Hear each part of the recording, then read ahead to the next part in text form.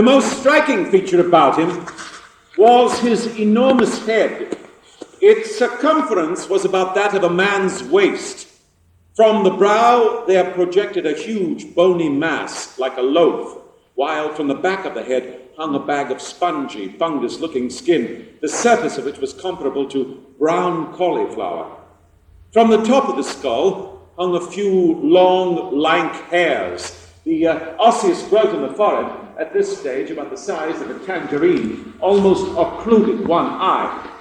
From the upper jaw there projected another mass of bone. It protruded through the mouth like a pink stump, turning the upper lip inside out and making the mouth a wide, slobbering aperture. The nose was merely a lump of flesh and recognizable only as a nose from its position. These deformities rendered the face utterly incapable of the expression of any emotion whatsoever. He could weep, but he could not smile. The back was horrible, because from it hung as far down as the middle of the thigh, huge, sack-like masses of flesh covered with the same loathsome cauliflower stain. The right arm was of enormous size and shapeless. It suggested, but was not, elephantiasis, and was overgrown also with pendant masses of the same cauliflower skin. The right hand was large and clumsy, a fin, or paddle, really, rather than a hand. No distinction existed between the palm and back. The thumb was like a radish, the fingers like thick, tuberous roots. As a limb, it was useless.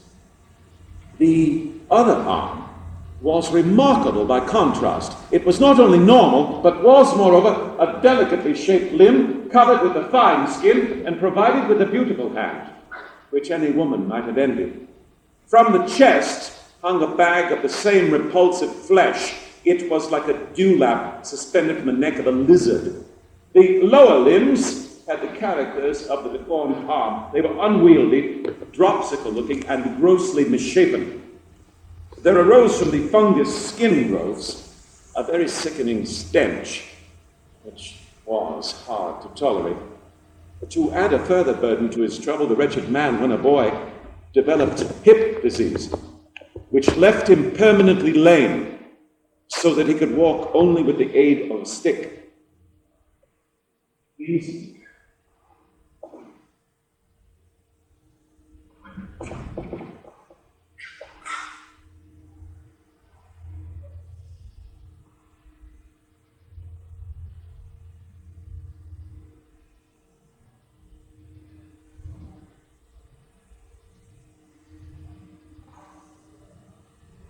He was thus denied all means of escape from his tormentors.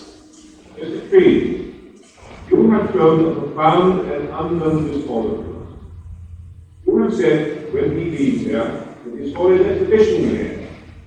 I do not think it ought to be permitted. It is a disgrace. It is a pity and a disgrace. It is an indecency in fact. It may be a dangerous way we do not know. Something ought to be done about it. I am a doctor, sir. What would you have me do? Well, I know what to do. I know